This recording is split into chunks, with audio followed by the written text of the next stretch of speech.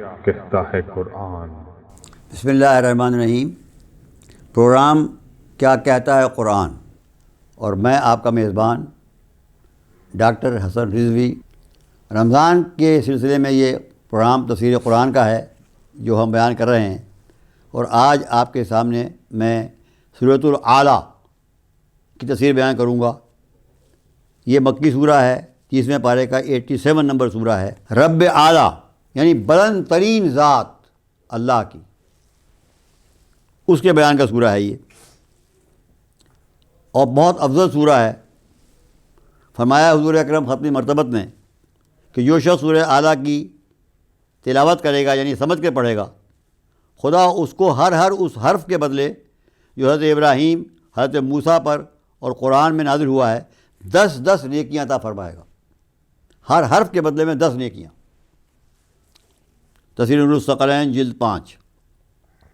حضرت امام جعفر صادق علیہ السلام سے روایت ہے کہ حضور ختم مرتبت صلی اللہ علیہ وسلم نے فرمایا، جو شخص اپنے فرائض و نوافل میں سورہ اعلیٰ کو پڑھے گا، اس سے قیامت کے دن کہا جائے گا جنت کے جس دروازے سے چاہو داخل ہو جاؤ۔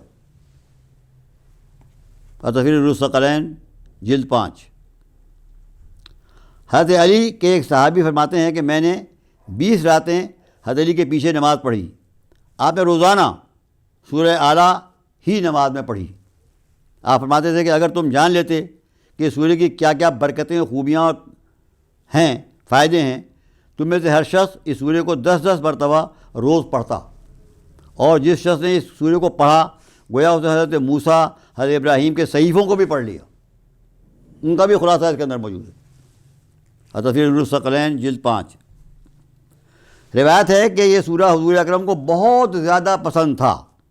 تفسیر مجموع البیان۔ روایت میں آتا ہے کہ ہجرت کے موقع پر جو گروہ بھی مکے سے مدینے آتا تھا، یہی سورہ مدینے والوں کو سامنے پڑھا کرتا تھا۔ تفسیر در منصور۔ جب سورہ نازل ہوا، حضور نے فرمایا کہ اس سورہ کو اپنے سجدوں میں قرار دو، یعنی سجدے میں پڑھو سبحان ربی الاعلیٰ و بحمدہ، جو اس کی پہلی آیت ہے۔ اب ہم سورہ کو شروع کرتے ہیں۔ بسم اللہ الرحمن الرحیم۔ شروع کرتا ہوں اللہ کے نام کی مدد مانگتے ہوئے جو سب کو فیض اور فائدے پہنچانے والا، بے حد مسلسل رحم کرنے والا ہے۔ سبح اسم ربک الاعلیٰ، اپنے بلند و برتر پالنے والے مالک کے نام کی تسبیح کیجیے، تسبیح پڑھیے۔ الذی خلق فسویٰ، جس نے پیدا کیا اور جسم کے اعضاء میں بالکل ٹھیک توازن قائم کیا۔ والذی قدر فہدیٰ، جس نے تقدیر مقرر کی پھر صحیح راستے کی ہدایت بھی کی۔ والذی اخرج المرعیٰ، جس نے نباتات، گھاس پودے اگائے۔ فجعلہ غثاء احوا، پھر انہیں خشک کر کے کوڑا کرکٹ بنا دیا۔ تسبیح کے معنی ہیں اللہ کے ناموں کو یاد کرنا، اس کی تعریف کرنا، اس کی پاکیزگی بیان کرنا، اس کی خوبیاں بیان کرنا، یہ تسبیح ہے۔ اس کا حکم دیا جا رہا ہے کہ تسبیح پڑھو۔ اور حضرت امام باقر السلام فرماتے ہیں کہ جب یہ آیت پڑھا کرو کہ سبح اسم ربک الاعلیٰ، تو فوراً کہا کرو سبحان ربی الاعلیٰ۔ تسبیح کے خاص معنی یہ ہے کہ خدا کو ہر عیب، ہر قسم کے نقص سے پاک اور بلند سمجھا جائے، ہر کمال سے متصف سمجھا جائے، یعنی وہ ہر کمال کا مالک ہے، ہر عیب سے پاک ہے۔ تفسیر کبیر مجموع البیان۔ فسویٰ یعنی انسان کو بالکل درست پیدا کیا، سیدھی قامت والا پیدا کیا، جانوروں کی طرح جھکا ہوا نہیں پیدا کیا۔ قدر فہدیٰ، قدر ہر چیز کو پیدا کرنے سے پہلے طے کیا کہ دنیا میں وہ کیا کام اس سے کیا کام لینا ہے، اس کی شکل کیا ہوگی، اس کی مقدار کیا ہوگی، اس کی صفات کیا ہوں گی، اس کا مقام کیا ہوگا، کب تک کام کرے گی، کب ختم کرے گی۔ اس پوری اسکیم کو بنانے کو تقدیر کہتے ہیں۔ ہر نقد تقدیر ہر چیز کے لیے ہے، ہر چیز کی ایک تقدیر ہے کہ وہ کس کام کے لیے پیدا کی گئی ہے، کیا کام کرے گی، کب تک کرے گی، کب ختم ہو جائے گی۔ فہدیٰ، پھر اللہ نے تقدیر مقرر کرنے کے بعد ہدایت بھی کی ہے کہ تمہیں یہ کام اس طرح کرنا ہے۔ اب دیکھیے نا، جانور گھر بناتے ہیں، گھونسلہ بناتے ہیں، مکھی شہد بناتی ہے، تو اس میں ہدایت کی نا اللہ نے، کیسے بناتی ہے، کیسے اس کو آ گیا، یہ انسان کو کیسے آ گیا یہ سب کام کرنا۔ تو اللہ نے ہدایت بھی کی، دنیا کے لیے بھی ہدایت کی، آخرت کے لیے بھی ہدایت کی کہ دنیا میں یہ کام اس طرح کرو اور آخرت کے لیے اس طرح کام کرو۔ واخرج المرعا، گھاس پودے اگائے، مطلب یہ کہ خدا کی قدرت کی آنکھوں کو سے دیکھ لو، یہ گھاس پودے، سبزہ، پھل پودے، یہ سب آپ دیکھیں، یہ اللہ کی قدرت ہے جو ہم آنکھوں سے دیکھ رہے ہیں، یہ اللہ کی کتاب ہے، یہ اللہ کے کا معجزہ ہے جو ہم آنکھوں سے دیکھ رہے ہیں۔ کیسے دیکھیے، پانی ایک ہی رنگ، ایک ہی ذائقہ، مٹی ایک ہی رنگ، کوئی ذائقہ نہیں، اس میں پانی جاتا ہے، رنگ رنگ کے میوے پیدا ہوتے ہیں، رنگ رنگ کے پھول پیدا ہوتے ہیں، کتنے ذائقے دار پھل پیدا ہوتے ہیں۔ کہاں سے آ گیا رنگ؟ کہاں سے آ گیا ذائقے؟ تو کوئی ہے نا جو اس نے بے رنگ پانی کے اندر، اب بھی آرٹسٹ جو رنگ بناتا ہے، رنگین تصویر بناتا ہے، اس کے آپ دیکھیے میز میں کتنے رنگ ہوتے ہیں، تب وہ رنگین بناتا ہے۔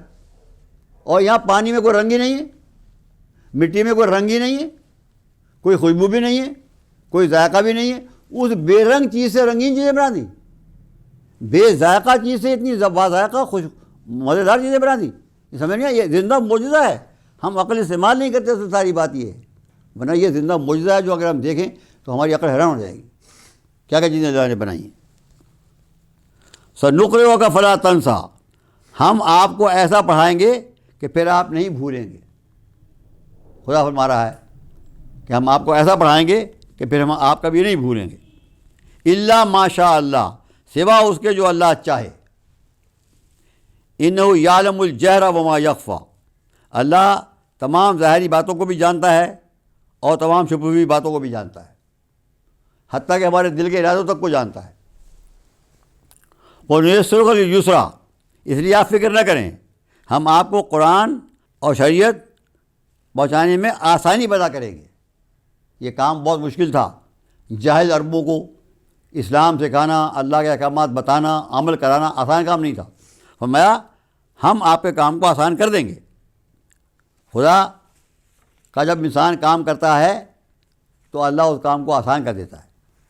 مشکل سے مشکل کام جو ہے، حضور نے آپ دیکھیے کہ صرف 23 سال کام کیا، اور آپ دیکھیے کہ کتنا اثر اس کا ہے کہ آج دنیا میں، پوری دنیا میں مسلمان دوسرے نمبر پر آباد ہیں، دنیا کے ہر حصے میں مسلمان آباد ہیں۔ یہ کتنا بڑا کارنامہ ہے، اللہ نے اس کام کو آسان کر دیا۔ فذکر ان نفعت الذکریٰ، لہذا آپ اے رسول نصیحت اور یاد دہانی کرتے رہیے، اگر نصیحت اور یاد دہانی کرنے سے کوئی فائدہ ہوتا ہے۔ ہاں، ان نفعات الذکریٰ، آپ نصیحت جب کریں جب کوئی فائدہ ہو، مطلب یہ ہے کہ آپ ان لوگوں کو سمجھائیں کہ جو سمجھنے کے لیے تیار ہوں، امید ہو کہ ہاں یہ سمجھیں گے، غور کریں گے۔ جن لوگوں سے آپ کو یہ توقع ہے کہ یہ سنیں گے ہی نہیں، یہ سمجھیں گے نہیں، یہ مانیں گے نہیں، یہ دنیا میں مست ہو چکے ہیں، کھو چکے ہیں، انہیں چھوڑ دو، وہ جہنم کا ایندھن ہے۔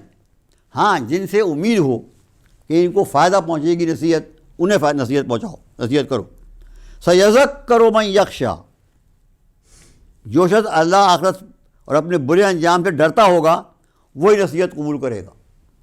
جو اپنے انجام سے ڈرے گا، جو یہ سوچے گا کہ میں کہیں تباہ نہ ہو جاؤں، برباد نہ ہو جاؤں، جہنم واصل نہ ہو جاؤں، وہ نصیحت کو قبول کرے گا، وہ اللہ کی باتوں کو سنے گا، وہ رسول کی باتوں کو مانے گا۔ اور جسے خوف ہی نہیں ہے، سمجھتا کچھ ہونے والا ہے ہی نہیں، وہ کیوں سنے گا، وہ کیوں مانے گا، کیوں اپنی بدماشیاں چھوڑے گا، کیوں اپنی عیاشیاں چھوڑے گا۔ سیذکر من یخشی، صرف وہی نصیحت پکڑے گا جو اپنی تباہی سے ڈرے گا، جو اللہ سے ڈرے گا، جو اللہ کے عذاب سے ڈرے گا۔ یتجنبها الاشقی الذی یصلی النار الکبریٰ، اور جو نصیحت سے بچنا چاہے گا وہ انتہائی بدقسمت انسان ہوگا جو بہت ہی بڑی آگ میں جھونکا جائے گا۔ ثم لا یموت فیہا ولا یحیا، پھر وہ آگ میں نہ تو مر سکے گا نہ جی سکے گا، یعنی انتہائی تکلیف میں رہے گا، مگر مرے گا نہیں کہ ختم ہو جائے، نہ مرے گا نہ جیے گا، تکلیف پر تکلیف اٹھاتا رہے گا۔ وہ کہ جو اس نصیحت سے، قرآن سے دور رہے گا، پرواہ نہیں کرے گا اس کی، وہ شقی ترین انسان ہوگا، بدبخت ترین انسان ہوگا۔ الذی یصلی النار الکبریٰ، بڑی آگ میں جھونکا جائے گا۔ جہنم کو کہا گیا ہے نار الکبریٰ، حدیث میں آتا ہے یہ جو آگ ہے جو ہماری ہے اس سے 70 گنا زیادہ وہ آگ ہے جہنم کی آگ. کبھی آپ ماچس جلائیں اور اس کی جو شعاع نکلے اس میں سے ایک دفعہ انگلی گزار دیں صرف. سیکنڈ تو بہت بڑی چیز ہے, ایک سیکنڈ کا بھی ایک حصہ بھی نہیں ہوگا, پتہ چل جائے گا یہ آگ کیا ہے. یہ آگ ہم برداشت نہیں کر سکتے, تو اس سے 70 گنا زیادہ جو آگ ہوگی جہنم کی, جسے کہا گیا نار الکبریٰ, بڑی آگ, اس میں جھکا جائے گا وہ آدمی کہ جو نصیحت کو نہیں مانے گا, اللہ کے احکامات کو کی پرواہ نہیں کرے گا. اور ثم لا یموت فیہا ولا یحیا, یہ ایسی آیت ہے کہ انسان کانپ جائے اس آیت کو اگر سمجھ لے تو, کہ نہ مرے گا نہ جیے گا, انتہائی تکلیف میں رہے گا. قد افلح من تزکا, آپ یہ دوسری قسم کے لوگ ہیں کہ مکمل کامیاب ہوا وہ آدمی جس نے پاکیزگی کو اختیار کیا. پاکیزگی کا مطلب کیا ہے؟ برائیوں سے بچنا. ایک تو ظاہری پاکیزگی ہوتی ہے, یہ بھی ضروری ہے کہ آپ گندی چیزوں سے بچیں, اپنے کپڑوں کو گندگی سے بچائیں, اپنے جسم کو گندگی سے بچائیں. صفائی نصف ایمان ہے, یہ ظاہری پاکیزگی ہے. مگر اصل پاکیزگی جو ہے وہ برائیوں سے بچنا ہے, برے کاموں سے بچنا ہے, ان کاموں سے بچنا ہے جو اللہ کو ناراض کرتے ہیں, جو ہمیں جہنم کا حقدار بنا دیتے ہیں, جہنم کا جانے کا ہمیں حقدار بنا دیتے ہیں. وہ کام ان سے بچنا, یعنی حرام کاموں سے, گناہوں سے, اللہ کی نافرمانیوں سے بچنا. یہ ہے قد افلح من تزکا, مکمل کامیاب ہوا وہ جس نے پاکیزگی اختیار کری, گناہوں سے بچا, برے کاموں سے بچا, جس نے اپنے باطن کی اصلاح کی, دماغ سے بھی برائی کو نکال دیا. دل و دماغ سے بھی, یعنی برے تکبر, شرک, کفر, نفاق, حسد, لالچ, ان سب سے اپنے آپ کو پاک کر لیا. یہ ہے قد افلح من تزکا, جس نے اپنے آپ کو پاک کر لیا ان تمام برائیوں سے, مکمل کامیاب ہوا. یہی اصل مقصد ہے دنیا میں انسان کو لانے کا. اور کیا کیا؟ وذکر اسم ربہ فصلی, اپنے پالنے والے مالک کو یاد رکھا. یاد رکھنے کا مطلب یہ نہیں کہ میں منہ سے کہوں اللہ اللہ اللہ اللہ اللہ, یہ نہیں. ہر وقت میرے دل میں یہ بات یاد رہے کہ میرا ایک پالنے والا مالک ہے جس نے مجھے پیدا کیا ہے, ساری نعمتیں اسی نے مجھے دی ہیں, اسی نے مجھے یہاں اپنی اطاعت کا امتحان لینے کے لیے پیدا کیا ہے, مجھے اس کی اطاعت کرنی ہے, اس کی نافرمانی سے بچنا ہے. یہ ہے اللہ کو یاد رکھنا, زبان سے نہیں, دل سے. ہمارا پورا وجود کے اندر یہ بات بس جائے, یہ ہے یاد. ذکر اسم ربہ, جس نے اپنے رب کے نام کو یاد رکھا. فصلی, اور نماز پڑھی. نماز ایک ذریعہ ہے اللہ کو یاد رکھنے کا. جب نماز ہم پڑھتے ہیں تو ہمیں یہ بات یاد آ جاتی ہے کہ ہم آج اللہ کے سامنے کھڑے ہیں نماز میں, کل ہمیں اللہ کے سامنے کھڑا ہونا ہے حساب میں, اسی طرح کھڑا ہو کے ہم کو اللہ کے سامنے حساب بھی دینا ہے. تو نماز بھی ذکر ہے. قرآن میں کہا گیا ہے کہ نماز پڑھو مجھے یاد کے لیے, مجھے یاد رکھنے کے لیے نماز پڑھو. تو نماز اللہ کو یاد رکھنے کا ذریعہ ہے. جو نماز پڑھتے ہیں ان کو اللہ یاد رہتا ہے, اور جو نماز نہیں پڑھتے ان کو اللہ کو بھول جاتے ہیں. تو اللہ نے نماز کو قائم واجب کیا ہے اپنی یاد. اقیم الصلاۃ للذکری, قرآن میں کہا نماز قائم کرو مجھے یاد رکھنے کے لیے. جو آدمی 5 دفعہ نماز پڑھے گا اس کو اللہ یاد رہے گا کہ میرا مالک ہے, خالق ہے, رازق ہے, ہر نعمت دینے والا ہے, مجھے اس کے سامنے جانا ہے, مجھے اس کی اطاعت کرنی ہے, اس کی نافرمانی نہیں کرنی ہے. یہ بات اسی کو یاد رہے گی جو 5 وقت نماز پڑھے گا. بل توثرون الحیات الدنیا والآخرۃ خیر وابقیٰ, مگر تم لوگ دنیا کی زندگی کو ترجیح دیتے ہو, پریفر کرتے ہو, سمجھے بھائی دنیا کی زندگی مل جائے ہمیں, دنیا کی نعمتیں مل جائیں ہم کو بس. والآخرۃ خیر وابقیٰ, حالانکہ اس کے بعد والی زندگی, مرنے کے بعد والی زندگی آخرت, وہ ہمیشہ باقی رہنے والی ہے اور بہتر بھی ہے. اس سے بہتر بھی ہے, وہاں کی نعمتیں اس سے کہیں اعلیٰ ہیں, بہت اعلیٰ ہیں. یہ تو نمونہ ہے فقط, اصل نعمتیں تو وہ ہیں اور وہ ہمیشہ رہنے والی ہیں. بڑی بات یہ ہے, یہاں زیادہ اگر میں دنیا کما بھی لوں, محل بنا بھی لوں, تو 100 سال ختم, چھٹی ہوئی. مگر وہاں کی نعمتیں ابدی سرمدی ہیں, جو ہمیشہ ہمیشہ رہنے والی، اور اس سے بہت کہیں بہتر بھی ہیں، مگر ہماری حماقت یہ ہے کہ ہم دنیا کو ترجیح دیتے ہیں آخرت۔ دنیا کے لیے ہم جھوٹ بول دیتے ہیں، دنیا کے لیے ہم لوگوں پر کا مال کھا جاتے ہیں، دنیا کے لیے ہم لوگوں کو ذلیل کر دیتے ہیں، دل دکھا دیتے ہیں، نقصان پہنچا دیتے ہیں، کیونکہ ہم دنیا کو ترجیح دیتے ہیں۔ والآخرت، یہ بات جاننا چاہیے انسان کو، یہ بہت بڑا اہم پیغام ہے یہ، بل تؤثرون الحیات الدنیا، تم دنیا کو ترجیح دیتے ہو۔ ہماری اصل غلطی یہی ہے، ہر معاملے میں ہم فوری فائدے کو ترجیح دیتے ہیں۔ والآخرت خیر و ابقی، جبکہ جو آخرت ہے وہ کہیں اس سے بہتر بھی ہے اور ہمیشہ باقی رہنے والی بھی ہے۔ جب عمر ابن زیاد نے، جو گورنر تھا کوفے کا، عمر سعد کو حکم دیا کہ تم امام حسین کو قتل کرو جا کر، عمر سعد جانتا تھا، یہ سعد بن ابی وقاص کا بیٹا تھا، اس کو پتہ تھا کہ امام حسین کا مقام کیا ہے، نواسہ رسول ہیں، امام ہیں، جنت کے سردار ہیں۔ اس نے کہا یہ کیسے ہو سکتا ہے کہ میں امام حسین کو قتل کروں؟ نہیں ہو سکتا یہ۔ تو اس نے کہا، ابن زیاد نے اس سے کہا عمر سعد سے کہ اگر تو امام حسین کو قتل کرے گا تو میں تجھے رے کا گورنر بنا دوں گا۔ رے یہ تہران کے قریب کا علاقہ ہے جو بہت سرسبز علاقہ ہے، یہاں کا تجھے گورنر بنا دوں گا۔ تو کہنے کا اچھا پھر مجھے سوچنے کا موقع دو۔ پھر رات بھر سوچتا رہا، اس نے شعر کہے، وہ شعر موجود ہے تاریخ میں، کہ میں کیسے نبی کے نواسی کو قتل کر دوں، پھر میں اللہ کو کیا منہ دکھاؤں گا، پھر میں رسول کو کیا منہ دکھاؤں گا، میری تو عاقبت تباہ ہو جائے گی، عاقبت میری برباد ہو جائے گی، نبی کے نواسی کو قتل کر دوں، بے گناہ قتل کر دوں، کیسے ہو سکتا ہے یہ؟ پھر اس کے بعد کہنے لگا، شعر پڑھے اس نے، مگر اگر میں قتل کر دوں گا تو مجھے رے کی گورنری مل جائے گی۔ تو آخری بات اسے یہ کہی کہ میں نقد کو قرض پر ترجیح دوں گا، یہ مجھے نقد مل رہی ہے، گورنری تو مجھے نقد مل رہی ہے نا، دنیا میں مل رہی ہے، اور وہ تو جنت تو پھر آخرت میں ملے گی، مرنے کے بعد کی بات ہے، وہ تو قرض ہے۔ یہی ہے اس آیت کا مطلب۔ دیکھیے، بل تؤثرون الحیات الدنیا، حیات الدنیا، تم دنیا کی زندگی کو ترجیح دیتے ہو، ہر بڑا کام کر لیتے ہو، لوگوں کو قتل کر دیتے ہو، بے گناہوں کو مار دیتے ہو، لوگوں کا مال کھا جاتے ہو، لوگوں کی عزتیں برباد کر دیتے ہو۔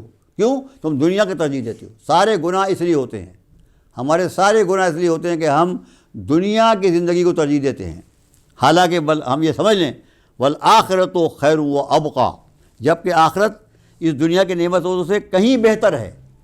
اور سب سے بڑی بات یہ ہے کہ ابقی، وہ ہمیشہ ہمیشہ رہنے والی ہے، ایٹرنل ہے، سرمدی ہے۔ وہاں جو نعمتیں ملیں گی کبھی ختم نہیں ہوں گی۔ ان ھذا لفی الصحف الاولی، یہی بات ہے جو تمام پچھلی کتابوں میں بیان کی گئی ہے، یہی بات کہ تم دنیا کو ترجیح دیتے ہو جبکہ آخرت کی نعمتیں جو ہیں وہ بہتر بھی ہیں اور باقی رہنے والی بھی ہیں۔ ان ھذا لفی الصحف الاولی، یہ بات تمام پچھلی کتابوں میں بیان کی گئی ہے، خلاصہ ہے تمام پچھلی کتابوں کا۔ صحف ابراہیم و موسیٰ، چاہے وہ ابراہیم کی کتابیں ہوں جو اتری ہوں، یا جو وہ کتابیں جو موسیٰ میں اتری ہوں، ان سب کا خلاصہ یہ دو آیتیں ہیں، بلکہ میں کہتا ہوں پورے قرآن کا خلاصہ یہ دو آیتیں ہیں۔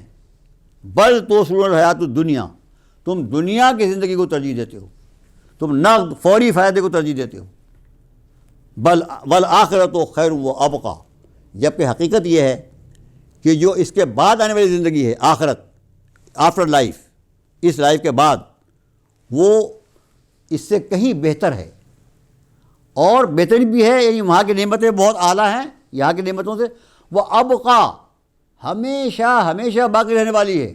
ہم کو وہ زندگی زیادہ سوچنا چاہیے۔ میں یہ کہا کرتا ہوں ٹھیک ہے دنیا کمائیں، دنیا حاصل کریں حلال طریقے سے، ضرور حاصل کریں، مگر دنیا اتنی کمائیں جتنا آپ کو دنیا میں رہنا ہے، اور آخرت کے لیے اتنا کام کریں جتنا آپ کو آخرت میں رہنا ہے۔ دنیا میں آپ کو زیادہ سے زیادہ 100 سال رہنا ہے، آخرت میں آپ کو ہمیشہ ہمیشہ ہمیشہ رہنا ہے۔ یہی بات انسان سمجھتا نہیں، اسی بات کو نہ سمجھنے کی وجہ سے انسان سارے گناہ کرتا ہے۔ اگر یہ بات سمجھ لے انسان واقعی دل و جان سے کہ یہ دنیا جو ہے یہ وقتی ہے، یہاں کی نعمتیں ادنا ہیں، یہ صرف اللہ نے یہ سمجھانے کے لیے کہ ہم اللہ نعمتیں ہمیں اگر دنیا کی نعمتیں نہ ملتی ہم سمجھتے کیا کہ نعمت کیا ہے، یہ تو نمونہ ہے، فقط ماڈل ہے، نمونے، اصل نعمتیں تو وہ ہیں جو ہم کو وہاں ملیں گی۔ لہذا انسان اگر یہ بات سمجھ لے واقعی کہ دنیا کی نعمتیں تو معمولی نعمتیں ہیں اور ختم ہو جانے والی نعمتیں ہیں۔ وجہ حضرت علی فرماتے ہیں اگر نعمتیں باقی رہ بھی گئیں، یہ میرا بنگلہ باقی رہ بھی گیا، تیری کاریں باقی رہ بھی گئیں، تو کب باقی رہے گا ان کے لیے؟ یہ تو ختم ہو جائیں، تو نہیں رہے گا، یہ تو ختم ہونا ہے۔ تو یہ نعمتیں میرے پاس سے تو ختم ہو جائیں گی، مگر میں ترجیح دیتا ہوں دنیا کو۔ بل تو اصول الحیات الدنیا، یہ ہے تمہاری غلطی کہ تم دنیا کی زندگی کو ترجیح دیتے ہو۔ والآخرۃ خیر و ابقیٰ، جبکہ اس کے بعد والی زندگی جو ہے وہ اس سے کہیں بہتر بھی ہے اور ہمیشہ رہنے والی بھی ہے۔ ان ھذا لفی الصحف الاولیٰ، یہی بات تمام پچھلی کتابوں میں بیان کی گئی ہے، یہی بات صحف ابراہیم و موسیٰ، چاہے وہ ابراہیم کے صحیفے ہوں یا حضرت موسیٰ کے صحیفے ہوں، کتابیں ہوں، ان سب میں یہی بات بیان کی گئی ہے۔ یہی اصل میسج ہے کہ انسان سمجھے کہ اصل چیز جو ہے وہ آخرت کی نعمتیں ہیں۔ ہمیں آخرت کے لیے اللہ نے بنایا ہے، اللہ نے ہم کو فنا ہونے کے لیے نہیں بنایا ہے، اللہ نے ہم کو آخرت کے لیے بنایا ہے۔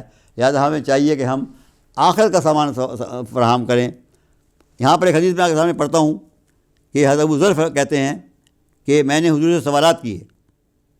ابو ذر نے پوچھا رسول سے کہ نماز کیا ہے؟ فرمایا یہ اللہ کی عبادت ہے، چاہے تھوڑی پڑھو یا زیادہ پڑھو۔ حضرت ابو ذر کہتے ہیں میں نے رسول خدا سے پوچھا آخرت کے لیے کون سا عمل سب سے افضل ہے؟